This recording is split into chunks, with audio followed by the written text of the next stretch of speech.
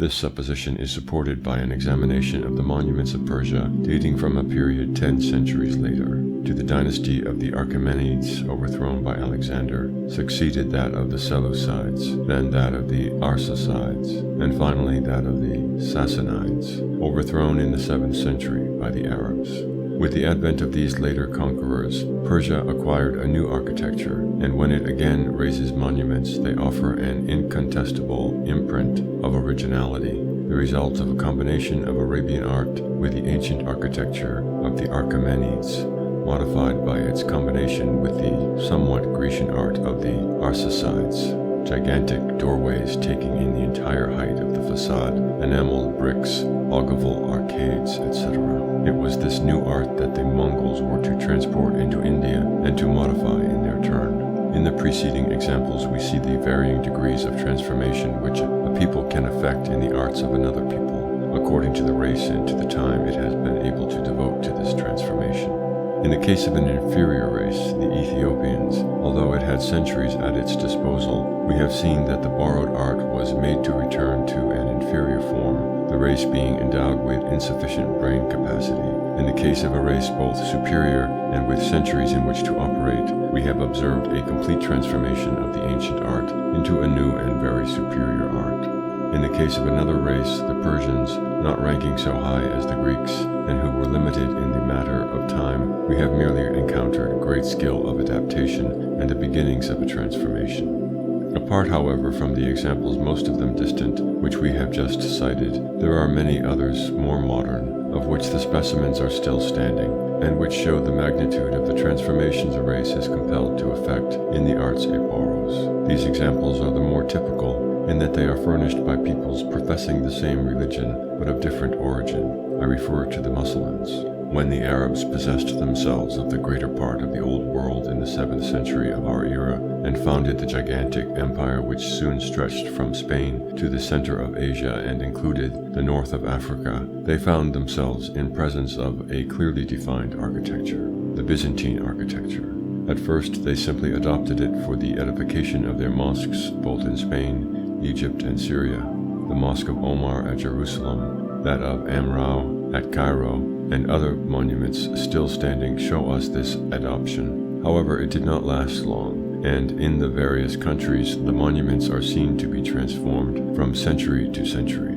We have shown the genesis of these changes in our, quote, history of the civilization of the Arabs, unquote. They are so considerable that there is no trace of resemblance between a monument of the early years of the conquest, such as the Mosque of Amrou at Cairo, 742, and one of the close of the Great Arabian period, such as the Mosque at Kate Bay, 1468. We have shown in our explanations and diagrams that in the different countries subjected to the rule of Islam, Spain, Africa, Syria, Persia, India, the monuments present differences so considerable that it is really impossible to class them under the same denomination, as can be done, for example, in the case of the Gothic monuments, which, in spite of their varieties, offer evident analogies.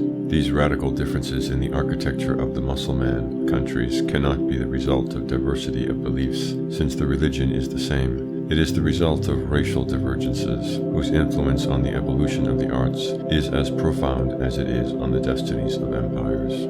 If this assertion is exact, we ought to expect to find very dissimilar monuments in a country inhabited by different races, even in the face of identical beliefs and unity of political domination. This is precisely the phenomenon that is observed in India. It is in India that it is easiest to find examples in support of the general principles set forth in this work, and it is for this reason that I am always referring to the Great Peninsular, which constitutes the most suggestive and the most philosophic of books of history. At the present day, it is the only country in which, merely by traveling from one spot to another, it is possible to go from age to age and to gaze on the still existing series of successive stages which humanity has had to traverse to reach the higher levels of civilization. All the forms of evolution are met with in India. The Stone Age has its representatives there, and so too has the age of electricity and steam. Nowhere can a better view be obtained of those great factors which preside over the genesis and evolution of civilizations. It is by applying the principles developed in the present work that I have attempted to solve a problem to which the key has long been sought, the origin of the arts of India. The subject being very little known and constituting an interesting application of our ideas on the psychology of races, we shall here sum up its most essential lines. Footnote. For technical details which cannot even be touched on here, I shall refer the reader to my work, Les Monuments de l'Indie, 1 volume in folio, illustrated by 400 plates from my own photographs, plans and drawings, deduct. Many of these plates are given on a reduced scale in my work, Les Civilisations dans l'Indie, 4to, 800 pages. End of footnote. As regards the arts, India does not make its appearance in history until very late. Its oldest monuments, such as the columns of Asoka, the temples of Karli, Bharhut, Sanchi, etc., scarcely date further back than 2 centuries before our era. When they were constructed, the majority of the old civilizations of the ancient world, those of Egypt, Persia, and Assyria, even that of Greece itself, had terminated their cycle and entered the night of decadence. A single civilization, that of Rome, had replaced all the others. The world knew but one master. India, which emerged so tardily from the shadows of history, was in a position then to borrow much from anterior civilizations. The profound isolation, however, in which it was formerly admitted the country had always lived, and the astonishing originality of its monuments, which possess no visible relationship with any of those that had preceded them, long resulted in the hypothesis of borrowings from abroad being set aside. Side by side with their indisputable originality, the early Indian monuments display a superiority of execution which they were not destined to surpass in the lapse of centuries. Works of so high a degree of perfection had doubtless been preceded by long anterior tentative efforts, and yet, in spite of the most minute researches, no monument of an inferior order revealed the trace of these efforts. The recent discovery in certain isolated regions of the northwest of the peninsula of debris of statues and monuments clearly revealing Greek influences had ended by inducing Indian antiquarians to believe that India had borrowed its arts from Greece. The application of the principles set forth above and the most careful study of the majority of the monuments still existing in India have led us to quite a different conclusion. India, in our opinion, in spite of its accidental contact with Greek civilization, borrowed none of its arts from Greece, and could not borrow any of them from this source. The differences between the 2 races were too great, their thought was too unlike, their artistic geniuses were too incompatible for them to have influenced one another. The examination of the ancient monuments scattered over India shows, moreover, immediately that there is no relationship between its arts and those of Greece. Whereas our European monuments are full of elements borrowed from Grecian art, the monuments of India present absolutely no such elements.